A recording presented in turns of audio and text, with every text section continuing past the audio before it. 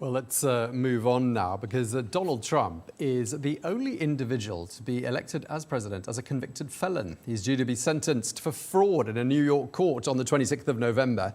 So how is that going to impact his presidency? Well, to talk about that and much more, I'm joined now by the lawyer and former Harvard Law School professor, Alan Dershowitz. Thank you so much for speaking to us, Professor. I think you were saying only last night, and sorry to do this to you, but you thought Donald Trump had shot himself in the foot in the final stages. So I'm assuming that you think this was all a bit of a surprise, the fact that he came out on top. It was a surprise to me. I thought he had it won 10 days ago, but after the Madison Square Garden fiasco and that comedian's attack on Puerto Rico and some other statements, I thought that he had snatched victory and turned it into defeat. I was wrong. There were many reasons why I think Kamala Harris lost the election, primarily among which was that she's just not qualified to be president. And she picked a vice president even less qualified than her. The American people just didn't have faith in her. And it was not racism. It was her lack of experience, her lack of policies and principles. With Trump, you know what you're getting. You might not like it. And I think a lot of people voted for Trump very reluctantly. In fact, a lot of the votes yesterday, were votes against a candidate rather than votes for a candidate. I don't think foreign policy played a big role in this election. It may have in Pennsylvania, but one hope I have is that the election of Donald Trump may see an extension of the Abraham Accords and perhaps an arrangement between the United States, Saudi Arabia, and Israel to bring about some greater stability in the Middle East. Trump did a very good job in creating the Abraham Accords. I worked with him on that back when he was president, and I look forward to, if he asks me, working with him again on trying to create peace in the Middle East. And Mr. Dershowitz, you also say that you think Kamala Harris blew it, notably over her choice of running mate. So who should she have chosen?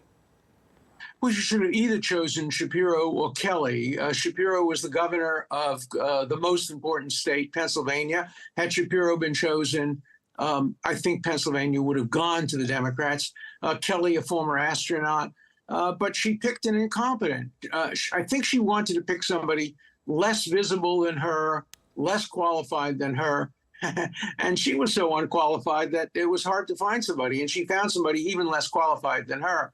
And I think the package of two extremely unqualified people who laugh a lot and who didn't bring a sense of seriousness is what ultimately cost them the election. And so I'm hoping that Donald Trump will move forward constructively. My suggestion to him is that he put all his recriminations behind him, that perhaps he might even think about pardoning Hunter Biden and saying, look, let's stop using the legal system to attack our political opponents, which they did to him as well, and start afresh. And if he's prepared to do that, rather than to have recriminations, he can turn out to be a very good president. Okay, but he's also got his own legal cases, quite a lot of them. I mean, as president-elect, is he at all, legally speaking, out of the woods?